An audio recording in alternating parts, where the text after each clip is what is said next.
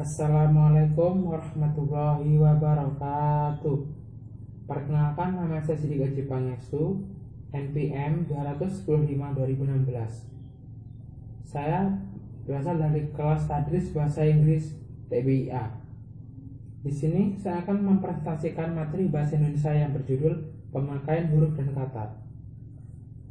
Pengertian partikel atau kata tugas adalah kelas kata yang hanya memiliki arti gramatikal dan tidak mempunyai arti leksikal.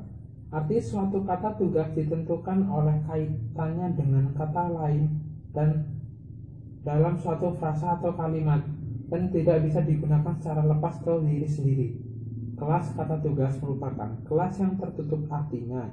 Kelas kata ini tidak mudah menambah atau menerima unsur bahasa lain sebagai kata baru atau padanan kata yang telah ada. Kata tugas bisa dikelompokkan menjadi 5. 1. Preposisi atau kata depan. Kata yang biasa terdapat di depan nomina yaitu dari, dengan, di, ke.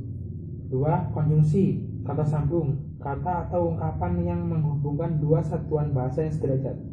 Contoh kata antar frasa, antar klausa, dan antar kalimat, misalnya dan, atau, serta. Interjeksi, kata seru, kata yang mengungkapkan seruan perasaan, misalnya aduh. 4. Artikel, kata sandang, kata yang tidak memiliki arti tapi menjelaskan nomina, misalnya si, sang, kau. 5. Penegas yaitu kah, lah, tah, pun. 2. Pengertian atau abreviasi adalah sebuah huruf atau sekumpulan huruf sebagai bentuk pendek dari sebuah atau beberapa kata yang sebagai contoh. Kata sebagai kadang-kadang disingkat SBG. Penyingkatan bisa dilakukan terhadap sebuah kata ataupun sebagai terhadap beberapa kata.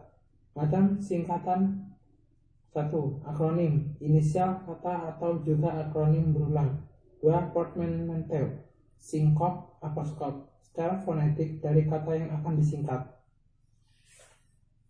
Pengertian akronim yaitu kependekan yang berupa gabungan huruf atau suku kata atau bagian kata lain yang ditulis dan dilafalkan sebagai kata yang wajar, misal rudal untuk peluru kendali.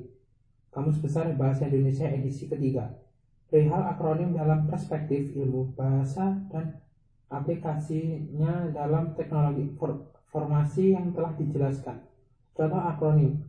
Akronim umum: ASBUN, asal bunyi Jabodetabek, Jakarta, Bogor, Depok, Tangerang, Bekasi. Petrus, penembak misterius. Sinetron, sinema elektronik.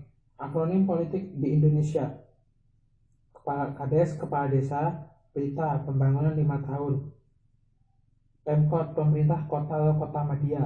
Akronim terkait dengan masalah pendidikan yaitu toga, tanaman, obat, keluarga. OSIS, organisasi siswa intrasekolah. Akronim terlalu pendek kurang disukai karena berisiko ditemui akronim yang sama tetapi berbeda makna. Sebaliknya, akronim yang terlalu panjang dapat merepotkan. Kesesuaian dengan kata-kata atau makna yang diwakili merupakan hal penting di samping perlunya akronim itu mudah diucapkan. Konflik pengertian dengan kata lain atau akronim lain dapat menimbulkan komplikasi yang tidak perlu.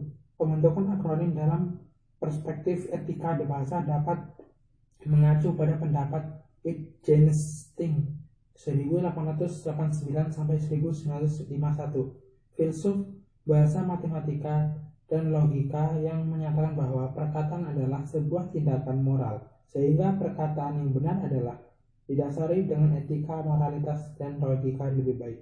Ada yang bilang bahwa kepopuleran dari sebuah akronim bisa menghilangkan kata yang diakronimkan.